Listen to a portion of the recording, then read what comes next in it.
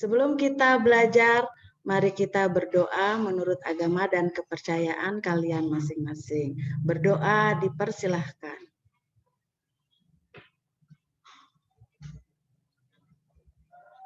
Berdoa selesai. Bismillahirrahmanirrahim. Assalamualaikum warahmatullahi wabarakatuh. Selamat pagi anak-anak. Bertemu lagi dengan Ibu hari ini pada pelajaran pendidikan Pancasila dan kewarganegaraan. Mudah-mudahan kabar kalian baik-baik saja dan sehat selalu, terutama pada masa pandemi COVID-19 ini. Kalian selalu semangat untuk belajar di rumah dan jangan lupa 3M. Yang pertama, memakai masker, kemudian yang kedua, mencuci tangan, dan yang ketiga, menjaga jarak dan hindari pula kerumunan. Baik, hari ini kita akan belajar PPKN, melanjutkan materi yang sudah kita pelajari pada minggu yang lalu. Bila minggu yang lalu kalian belajar mengenai perumusan Undang-Undang Dasar 1945. Nah, setelah dirumuskan, apa yang biasanya dilakukan? Oke, setelah merumuskan berarti yang dilakukan adalah pengesahan. Makanya hari ini kita akan belajar mengenai pengesahan Undang-Undang Negara Republik Indonesia tahun 1945.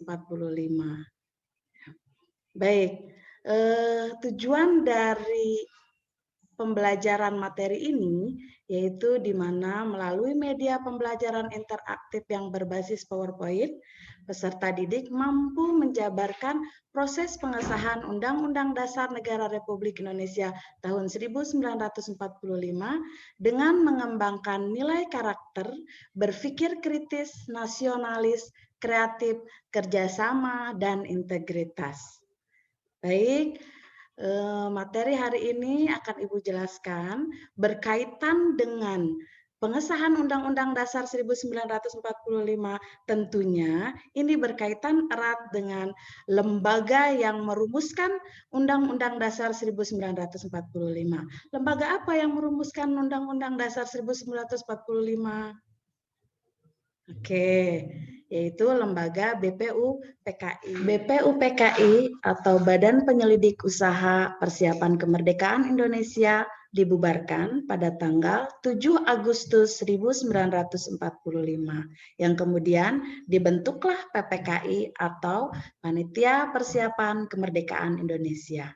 Apa alasan BPUPKI dibubarkan?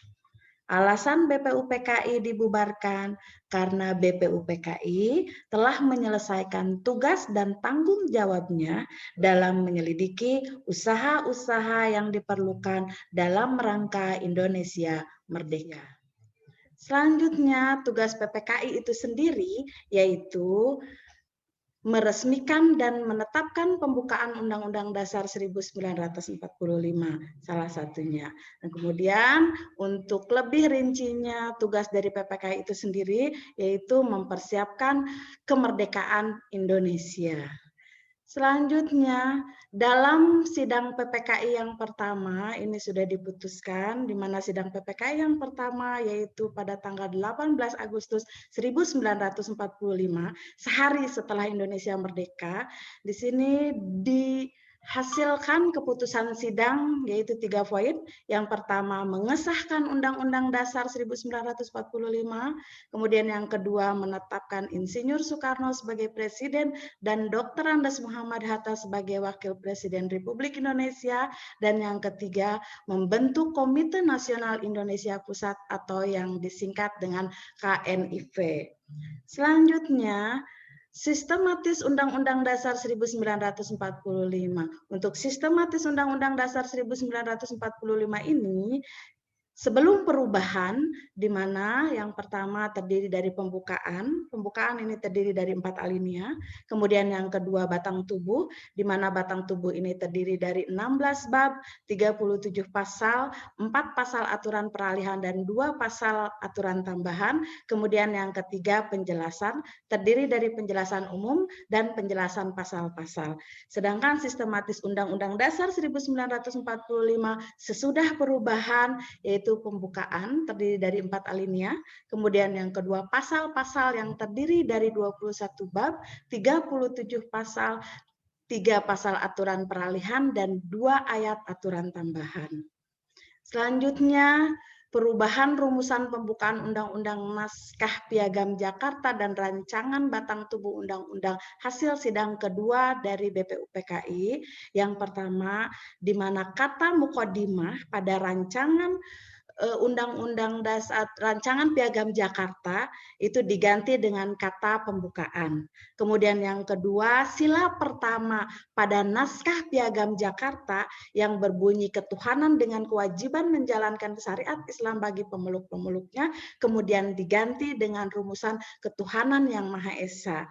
Kemudian yang ketiga, perubahan pasal 6 Undang-Undang Dasar yang berbunyi Presiden ialah orang Indonesia asli yang beragama Islam, kemudian dirubah diganti menjadi presiden ialah orang Indonesia asli. Dan yang keempat, Pasal 28 Undang-Undang Dasar 1945 yang berbunyi negara berdasarkan atas ketuhanan dengan kewajiban menjalankan syariat Islam bagi pemeluk-pemeluknya diganti menjadi pasal 29 Undang-Undang Dasar 1945 yang berbunyi negara berdasarkan atas ketuhanan yang Maha Esa.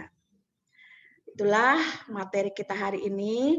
Untuk selanjutnya, silahkan Ibu sudah share di link Google Classroom kalian, yaitu LKPD yang harus kalian kerjakan. Ya. Kemudian selain LKPD, juga di sana ada bahan ajar. Silahkan kalian baca bahan ajar di link yang sudah Ibu share pada kalian di WA, ya, di Google Classroom kalian. Kemudian yang selanjutnya di sana juga sudah tersedia hasil evaluasi atau penilaian evaluasi pembelajaran kalian untuk hari ini juga di link Google Classroom kalian. Sebelumnya silahkan apabila ada yang ingin kalian tanyakan bisa kalian chat atau berikan respon apakah itu di WA atau di Google Classroom kalian. Baik, untuk selanjutnya materi kita hari ini sudah selesai. Untuk kesimpulan yang kita bisa berikan pada materi kita hari ini mengenai pengesahan Undang-Undang Dasar 1945, mungkin ada yang bisa memberikan kesimpulan? Oke.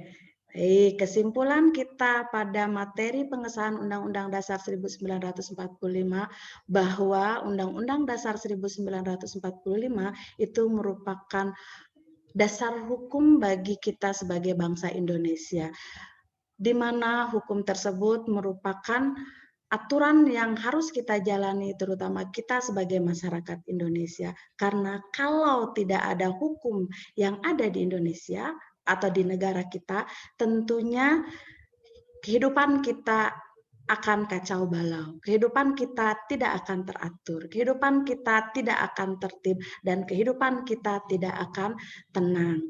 Contoh banyak kasus yang terjadi dalam kehidupan kita sehari-hari ini. Ya, terutama mengenai Undang-Undang Dasar 1945 dan implementasinya dalam kehidupan kita sehari-hari. Mudah-mudahan kita dan kita semua bisa menjalankan Undang-Undang Dasar 1945 ini secara murni dan konsekuen.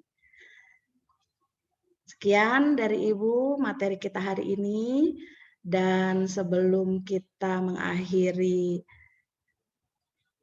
pembelajaran kita hari ini, silahkan kita berdoa menurut agama dan kepercayaan kita masing-masing. Berdoa dipersilahkan. berdoa selesai. Assalamualaikum warahmatullahi wabarakatuh.